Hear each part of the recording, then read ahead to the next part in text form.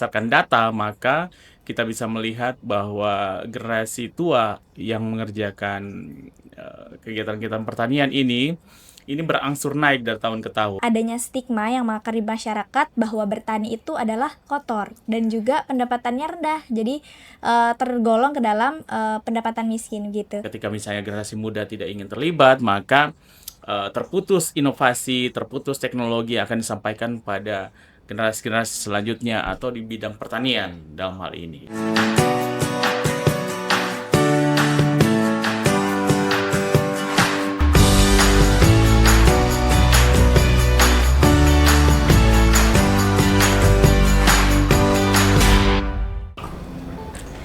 Halo, selamat datang di podcast ini.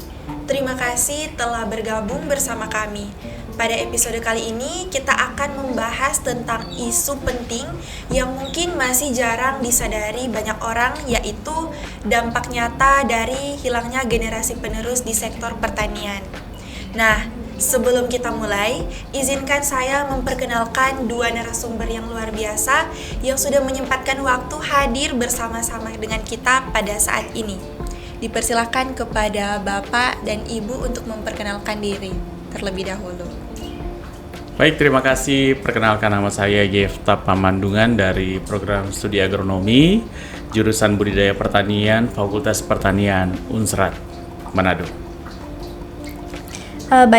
Perkenalkan, nama saya Silvi Indrasari, saya dari Program Studi Ilmu Tanah, Fakultas Pertanian, Universitas Samratulangi. Oke, setelah kita berkenalan dengan para narasumber kita, saat ini kita akan masuk ke inti pembahasan kita. Untuk membuka diskusi hari ini, saya ingin memulai dengan sebuah pertanyaan yang cukup mendasar, tapi penting untuk kita pahami bersama. Kira-kira apa definisi sebenarnya dari lost generation di sektor pertanian Indonesia saat ini, serta seberapa kritis datanya? Dipersilahkan Bapak Yefta. Ya. Lost generation di bidang pertanian itu adalah sebuah kondisi di mana satu generasi, khususnya dalam hal ini generasi muda, itu hilang atau tidak lagi berkarir, tidak lagi mengambil bagian dalam profesi di sektor pertanian.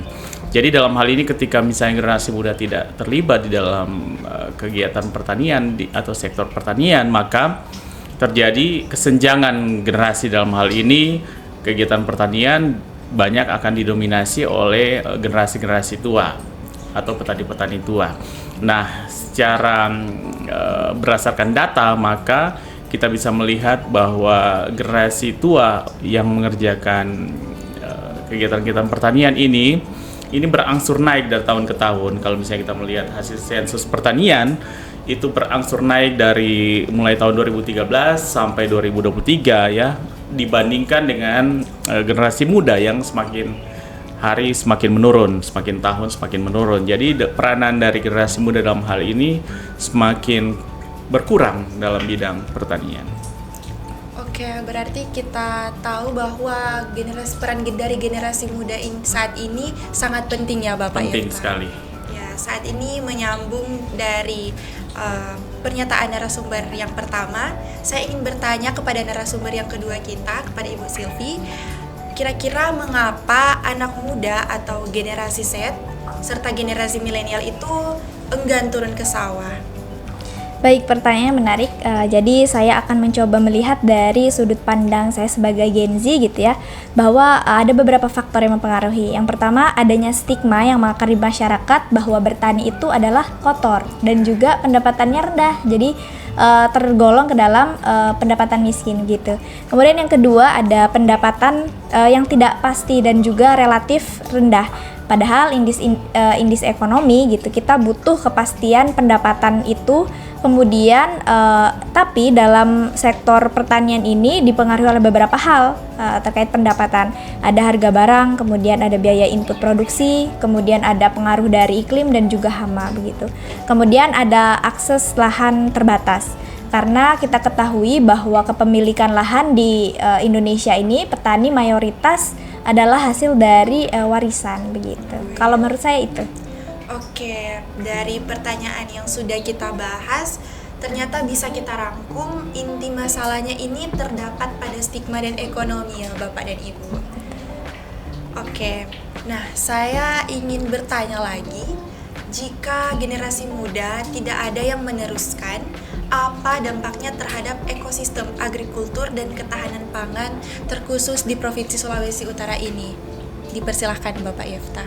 Iya, betul. Jadi kalau misalnya generasi muda tidak mengambil peran di dalam sektor pertanian, maka generasi yang dalam hal ini paham atau mengerti tentang teknologi, tentang inovasi, itu akan tidak lagi berperan di dalam sektor pertanian. Karena kenapa? Karena memang mereka tidak tertarik, seperti tadi katakan, tidak tertarik pada bidang atau sektor pertanian. Sehingga generasi tua yang justru mau tidak mau harus mengambil kegiatan atau kerja di bidang pertanian ini, mereka akan melakukan hal-hal yang menjadi tradisi lama, konvensional mereka. Bertani dengan sistem konvensional dan sebagainya, sehingga adopsi teknologi ini akan sulit bagi mereka untuk bisa diterapkan di dalam bidang pekerjaan mereka di lahan pertanian. Tentunya ketika misalnya generasi muda tidak ingin terlibat, maka terputus inovasi, terputus teknologi yang akan disampaikan pada generasi-generasi selanjutnya atau di bidang pertanian dalam hal ini. Ya, demikian. Baik, saat ini kita beralih kepada pertanyaan kepada narasumber yang kedua kita. Bukankah universitas masih mencetak banyak sarjana pertanian atau agronomi? Dan kira-kira kemanakah sarjana ini pergi? Oke, baik. Kita melihat data secara real ya, atau realitanya, sebagian besar tidak kembali ke sektor pertanian, dalam artian menjadi petani atau pelaku utama di lapangan gitu. Karena banyak yang beralih dari sektor lain seperti perbankan, kemudian ada lagi swasta, pemerintahan dan lain-lain. Nah, kenapa? Karena dianggap lebih menjanjikan secara ekonomi dan secara sosial itu lebih prestis, seperti itu kalau menurut saya. Oke, baik. Terima kasih untuk jawabannya Ibu dan Bapak. Baik, saat ini kita akan menggali bukti fisik penurunan kualitas dan kuantitas pertanian akibat hilangnya tenaga produktif. Nah, dari kacamata sistem agronomi makro, ketika sebuah negara itu kehilangan generasi petaninya, apa gejala fisik pertama yang terjadi pada lahan pertanian kita? Dipersilakan kepada Bapak Yefta. Ya, baik. Jadi kalau hal yang kita bisa amati atau perhatikan bahwa berkaitan dengan kehilangan atau kekurangan generasi pemuda di dalam kegiatan pertanian, yang kita lihat adalah bagaimana lahan itu tidak diberdayakan secara maksimal. Lama-kelamaan ketika tidak digunakan menjadi lahan tidur, dan akibatnya lama-kelamaan juga akan ada upaya untuk mengalihkan lahan-lahan pertanian tadi menjadi lahan-lahan non pertanian, misalnya kawasan perumahan, misalnya kawasan-kawasan industri. Lahan berarti apa? Ya, jadi kalau misalnya alih fungsi lahan itu bisa terjadi ketika misalnya tidak ada tenaga kerja yang mengambil peran di dalamnya, apalagi generasi muda yang ingin terlibat langsung dalam kegiatan pertanian. Itu kira-kira yang bisa terlihat secara langsung.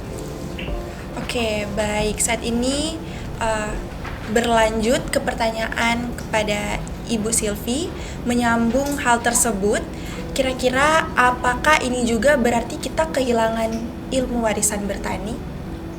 Oke, baik. Pertanyaannya menarik, Jessica.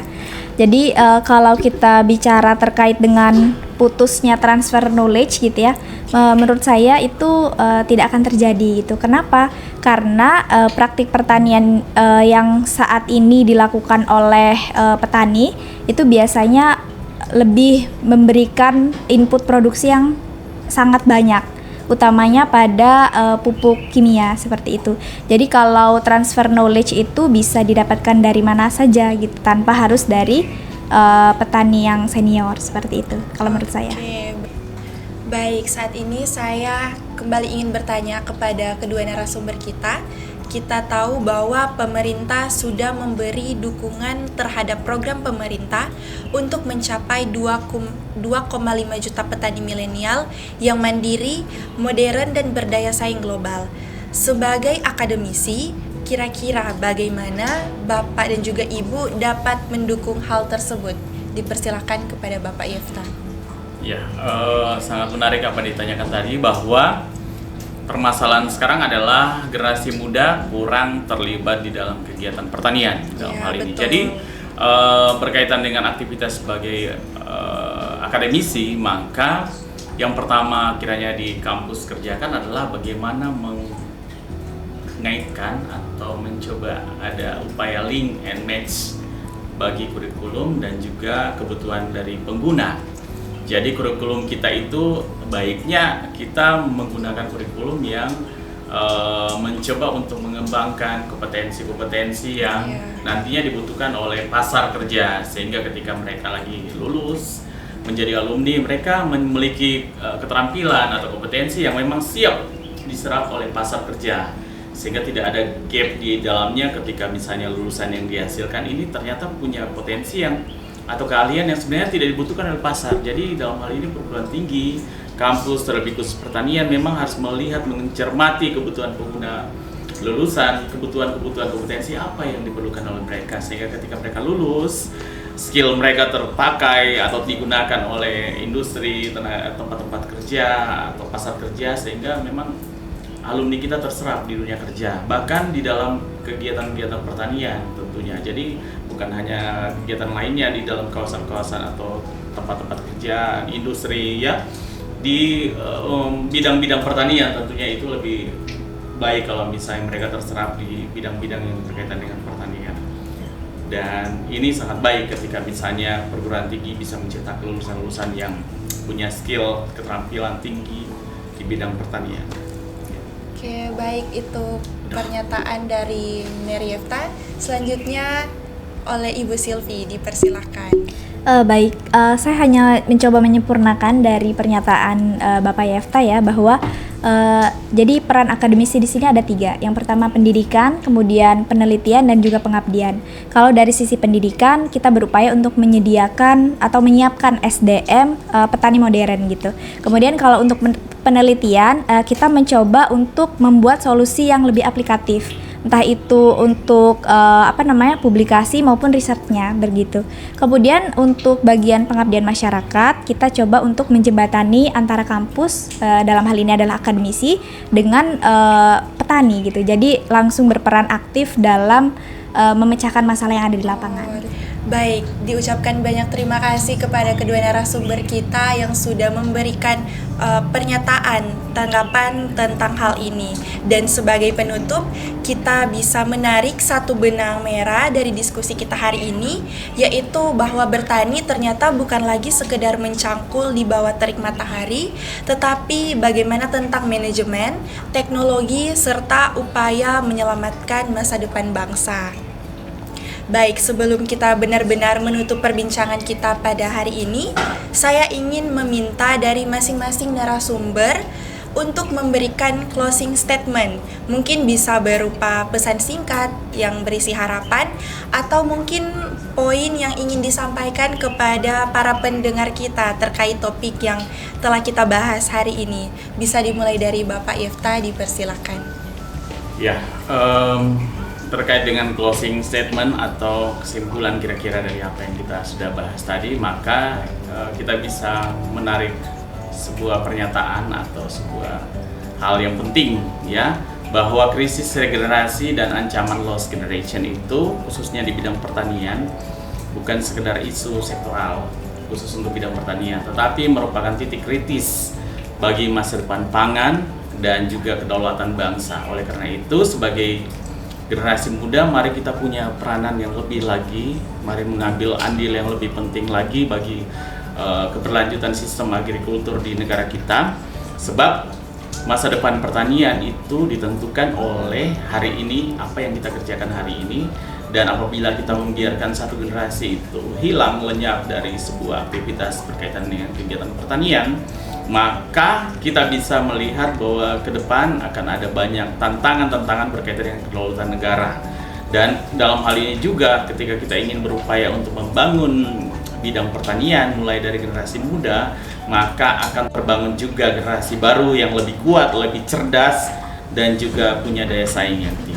Demikian kira-kira. Oke, tadi kita telah mendengarkan closing statement dari narasumber yang pertama kita. Saat ini kita akan mendengarkan closing statement dari narasumber kita yang kedua. Dipersilakan. Baik, terima kasih. Kalau closing statement dari saya bahwa fenomena lost generation ini di sektor pertanian bukan sekedar soal anak muda yang enggan turun ke sawah, tapi hal ini mencerminkan bahwa sistem kita ini belum cukup memberi ruang, kemudian harapan dan juga masa depan untuk generasi selanjutnya.